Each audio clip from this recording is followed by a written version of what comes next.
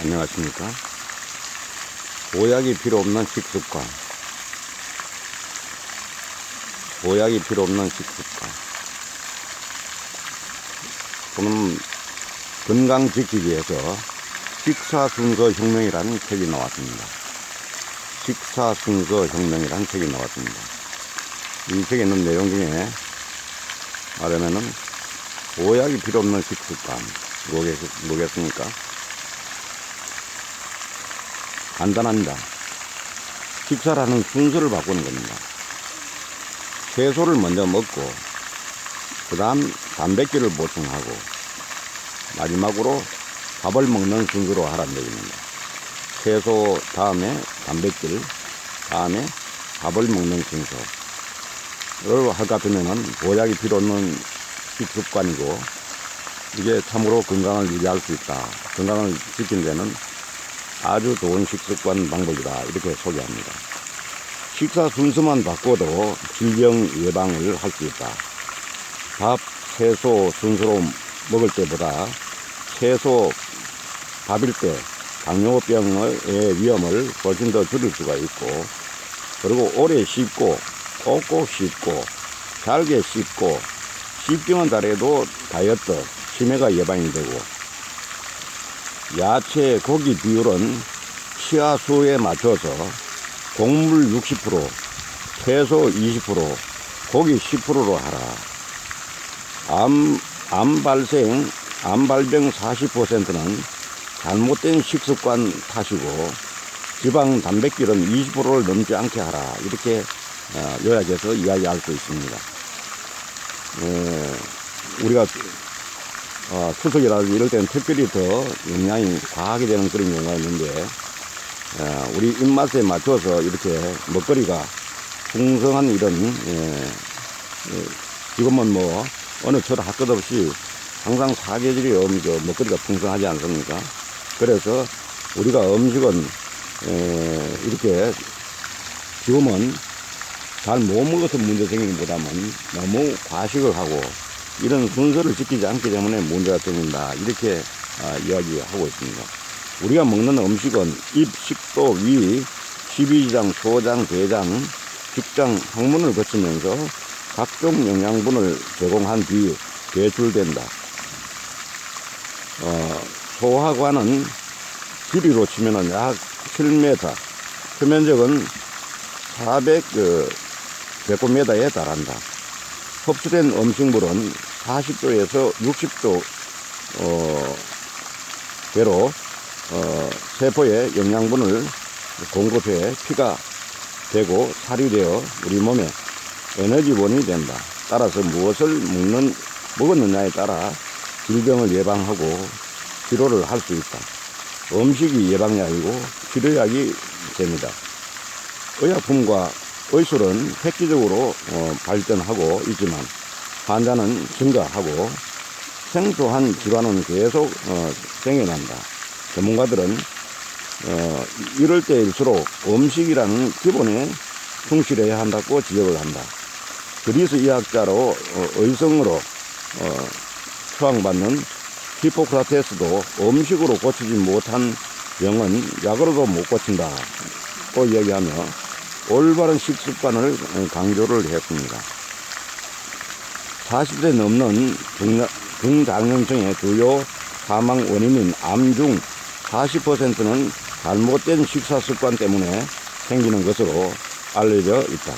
이 때문에 중년 건강에 대한 투자는 먹는 것부터라는 얘기가 있다.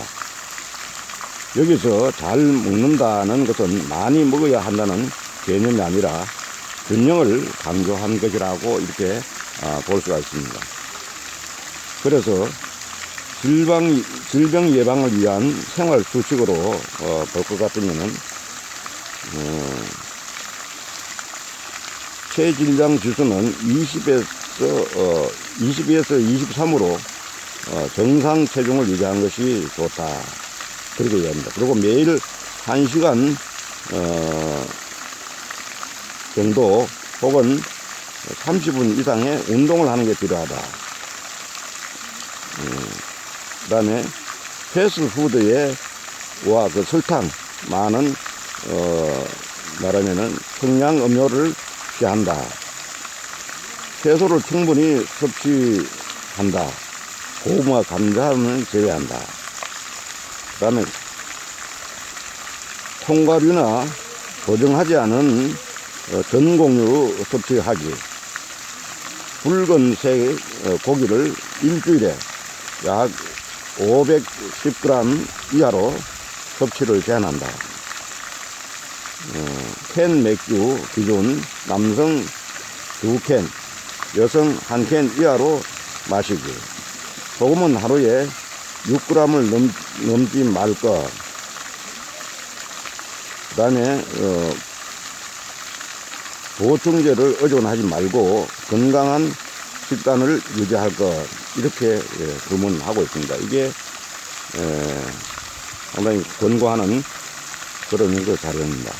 그 다음 폭식과 과식이 가장 나쁜 식습관이다. 이렇게 얘기하고 있는데, 잘못된 식습관 중에서 가장 나쁜 것은 폭식과 과식이다.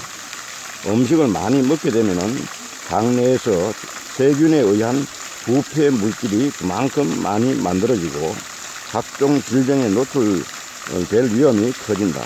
특히 부패 물질을 더 많이 만들어내는 지방과 단백질 음식은 하루 식단에서 최대 25를 넘지 않도록 해야 한다. 이런 주문을 하고 있습니다. 그리고 매일 외식하는 직장인 식사 순서가 중요하다고 하면 더 감사합니다. 매일 외식하는 직장인의 경우 식사 순서가 중요하다. 그렇게 강조하는데, 외식이 잦은 직장인은 식사 순서만 바꿔도 당뇨병과 그다음에 비만을 예방하는 데 도움이 된다는 전문가의 조언이 있다. 일반적으로 식사는 국, 밥, 반찬 순서로 먹거나 아니면 순서 없이 아무렇게나 먹는다. 안철우 연세대 강남 세브란스 병원 교수는 점심 메뉴로 밥과 국이 있을 때 국 안에 있는 채소를 먼저 먹고 그 다음 밥을 먹으면 혈당을 낮추는 데 도움이 된다고 말한다.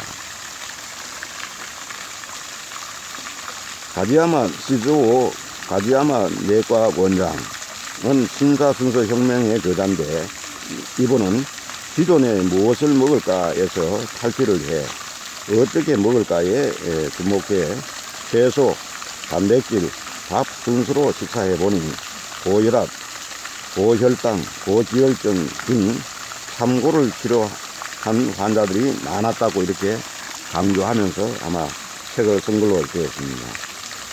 참고 증상을 겪고 있는 환자 15명을 대상으로 밥 150g, 약 1공기와 채소 샐러드 위주로 식사하되 먹는 순서를 한 번씩 바꾸는 실험을 진행을 했다. 그 결과 채소에서 밥 순서로 먹었을 때, 밥에서 채소 순서로 먹었을 때보다 혈당치 상승이 완만했다.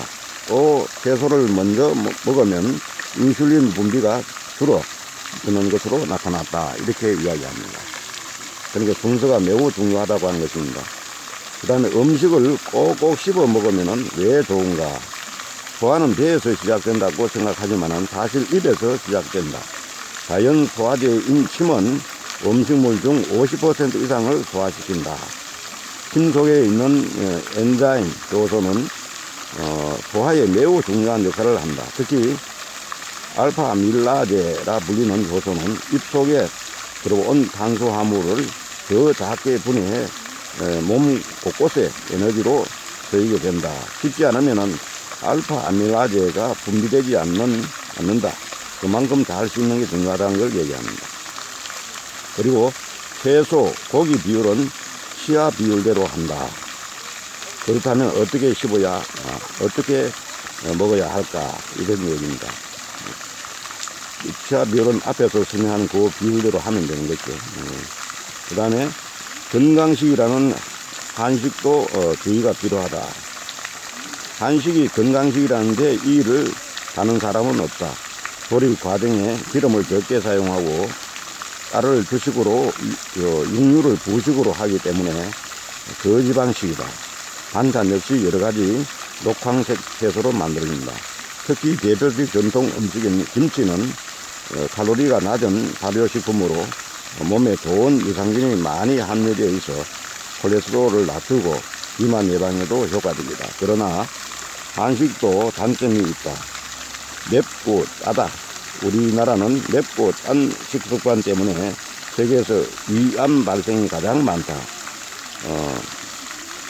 이런 부분은 조심해야 된다. 그런 얘기입니다. 많은 참고되었으면 합니다. 감사합니다.